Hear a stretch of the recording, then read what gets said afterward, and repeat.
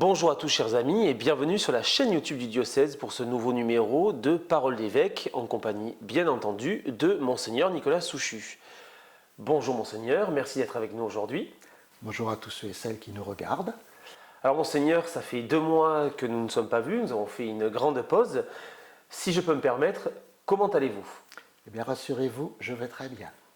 Mais c'est vrai que j'ai très mal commencé l'année 2024 puisque j'ai passé le jour de l'an aux urgences de l'hôpital de Dax.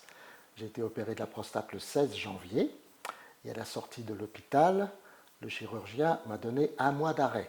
Je ne pensais pas qu'il fallait tant que ça, mais voilà. Voilà. Donc finalement, tout le processus s'est très bien déroulé, j'ai été très bien soigné. Je rends hommage au personnel de l'hôpital parce que j'ai trouvé des gens vraiment compétents, serviables, disponibles, ça c'était formidable. Et puis j'en profite à nouveau pour remercier toutes les personnes qui ont pensé à moi, qui ont prié pour moi, qui m'ont envoyé des messages de sympathie. Et, vous voyez, ça a marché. Alors Monseigneur, nous reprenons nos habitudes des émissions précédentes et nous parlons du synode diocésain puisque désormais c'est la tradition, la première question, on parle du synode diocésain. Dans la newsletter qui est publiée aujourd'hui, ce 15 mars, nous faisons le point sur les équipes synodales. Alors quelques chiffres d'abord.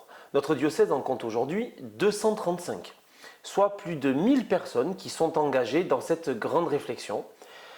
À tout juste un mois de l'échéance pour retourner donc le fruit de cette réflexion, environ 40 équipes ont déjà fait des remontées qui regroupent à peu près 140 propositions. Vous attendiez-vous à un tel engagement et êtes-vous satisfait de ce dynamisme dans notre diocèse ? Alors je peux répondre oui à chacune de vos questions. Mais d'une certaine façon, c'était un peu providentiel que je sois absent pendant janvier et février, puisque c'est donc depuis janvier jusqu'au 15 avril, c'est donc la période où tous les chrétiens du diocèse qui le souhaitent participent à une équipe synodale. Ça montre bien que pour l'instant, c'est vraiment le peuple de Dieu tout entier qui s'active pour la vie du synode.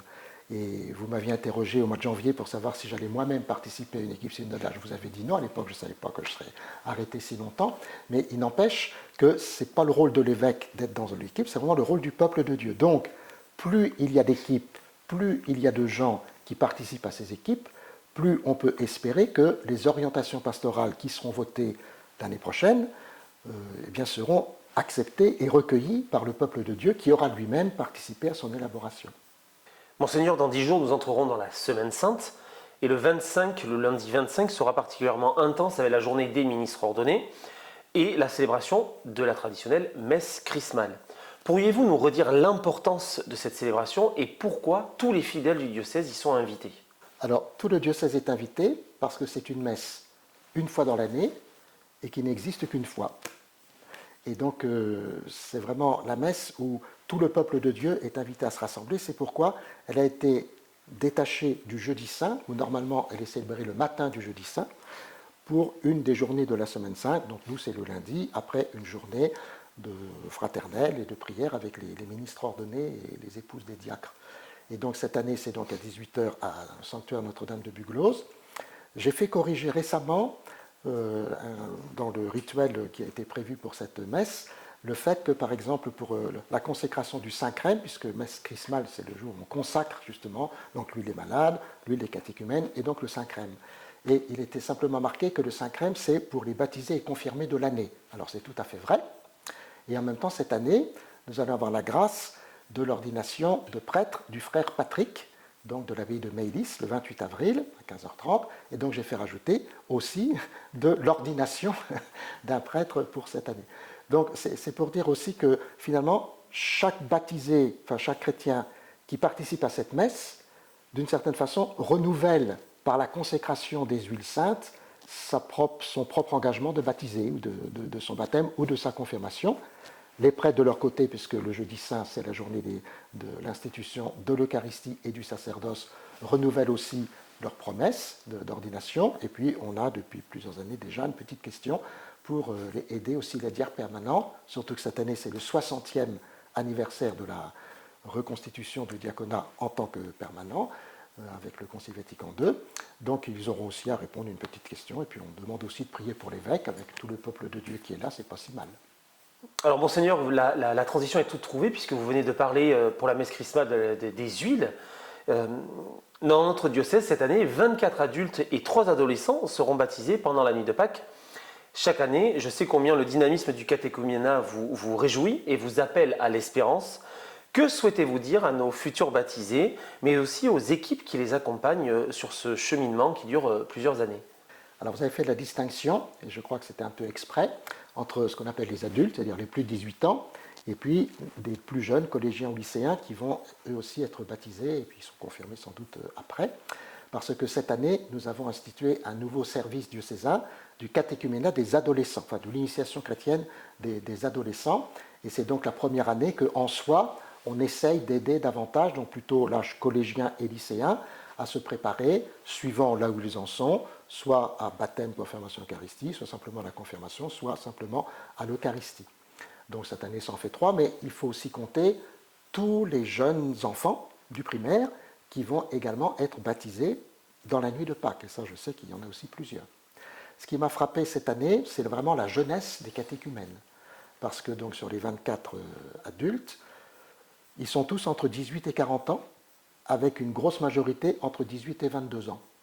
Donc ça, c'est quand même assez extraordinaire. Il y a même, je connais une paroisse où le curé a dit, nous, on a plus de catéchumènes adultes que d'enfants à la catéchèse. Donc vous voyez, c'est vraiment un service qui se développe. Notre difficulté pour nous, c'est de pouvoir accompagner tous ces adultes qui viennent demander un des sacrements ou les 3 sacrements de l'initiation chrétienne. Et je sais que c'est malheureusement une difficulté. Parce qu'au contraire, c'est une belle grâce que d'accompagner un adulte qui se prépare, surtout des jeunes, à devenir chrétien. Ça veut dire qu'on a du mal, nous, à transmettre ce que nous sommes, la richesse que nous avons de notre foi. Et peut-être que l'Esprit Saint est en train de nous piquer au vif pour nous dire, bah alors, qu'est-ce que vous faites, vous, la vieille Église du diocèse d'Hérédax qui existe depuis des siècles, pour permettre que des jeunes qui sont là, ou des adultes, ou des enfants, eh bien, puissent aussi bien se préparer à devenir chrétiens. Je souhaiterais maintenant aborder un sujet plus délicat qui divise la société, qui divise aussi les catholiques. Le 4 mars dernier, le Parlement était réuni en congrès à Versailles afin d'inscrire dans la Constitution la liberté pour une femme de recourir à l'IVG, donc l'interruption volontaire de grossesse. Pour être plus précis, il s'agit de l'ajout d'un 17e alinéa dans l'article 34 de cette Constitution. En ces termes, la loi détermine les conditions dans lesquelles s'exerce la liberté garantie à la femme d'avoir recours à une interruption volontaire de grossesse. Le Congrès a adopté la loi à une très grande majorité. L'Église de France, par la voix du Conseil permanent de la Conférence des évêques de France, mais aussi par de nombreuses déclarations des évêques eux-mêmes, a manifesté son inquiétude et son opposition à ce projet de loi et donc à cette loi. Pouvez-vous nous éclairer davantage sur la question et surtout, maintenant que la loi est votée, quelle suite donner à cela? Alors d'abord, alors que tout le monde apparemment, y compris les médias, se sont précipités là-dessus, ont voulu faire part de la joie qu'il y avait de mettre cela dans la Constitution, le Conseil permanent des évêques de France a fait part de sa tristesse. Alors moi j'ai regardé le dernier débat au Sénat juste avant le vote. Et il y avait manifestement 2 absents de marque. Alors il y avait un argument qui était toujours le même autour des femmes, ce qui est normal, mais il y avait un premier absent, c'est les pères. C'est-à-dire qu'à partir du moment où il y a un avortement, ça veut dire qu'il y a un enfant en route. Donc le compagnon, le mari, l'époux, que sais-je encore, le copain, il est père. Et personne n'en parle.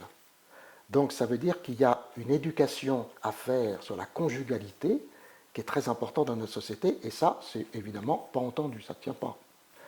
Le deuxième absence, c'est l'enfant à naître.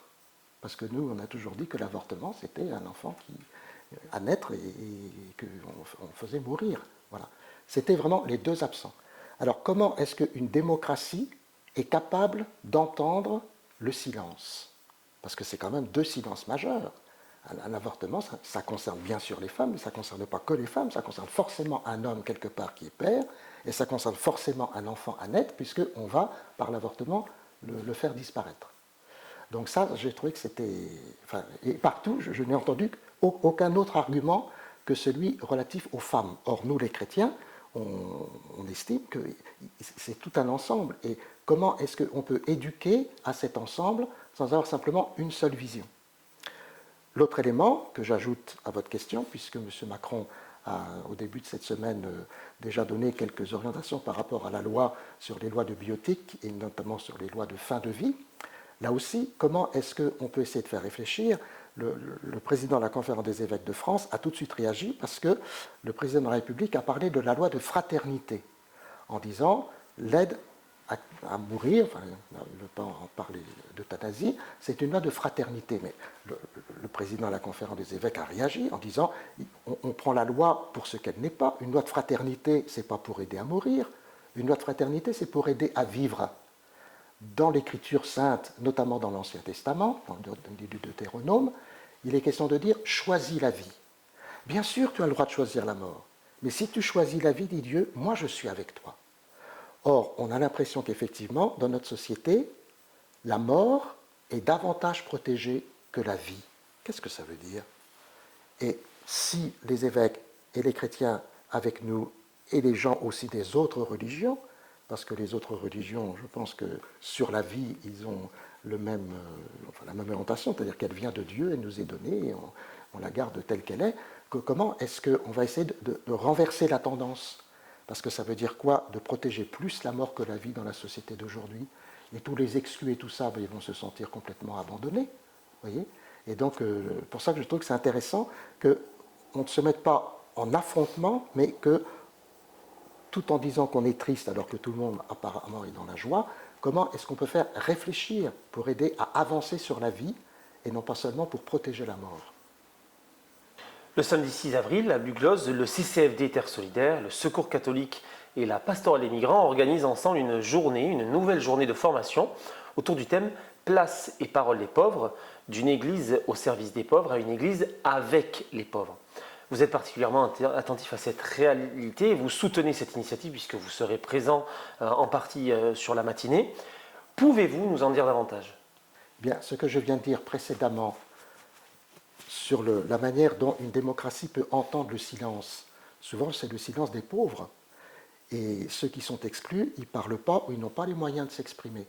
Et là, il ne s'agit pas, comme dit le thème de cette rencontre, de parler à la place des pauvres, mais qu'ils aient vraiment leur place telle qu'ils sont. Et ça me réjouit.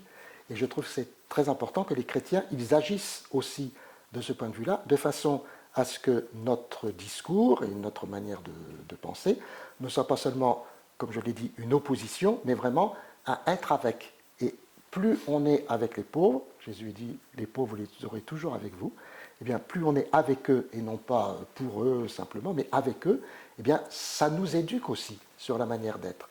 Et je me souviens, il y avait eu le diaconat 2013, donc maintenant il y a 11 ans, à Lourdes, c'était aussi une belle assemblée qui allait dans ce sens-là. La parole des pauvres, et de plus en plus, eh bien, elle prend consistance, et ça, c'est quand même réjouissant, parce que ce n'est pas forcément cette parole-là qu'on entend d'abord dans notre société et aussi dans les médias.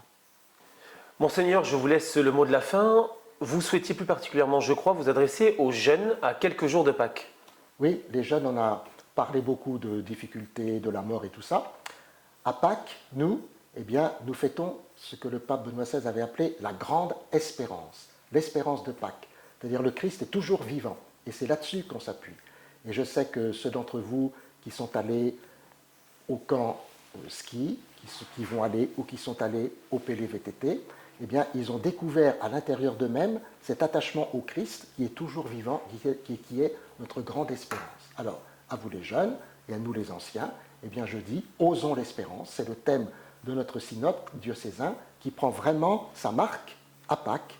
Et donc à tous, je souhaite déjà à l'avance une bonne semaine sainte et de bonnes fêtes de Pâques. Merci Monseigneur pour ce temps partagé en votre compagnie. Merci infiniment à Julie pour la réalisation et le montage de cette vidéo. Nous nous retrouverons maintenant le 15 avril prochain. D'ici là, je vous souhaite à toutes et à tous une belle semaine sainte et de belles fêtes de Pâques.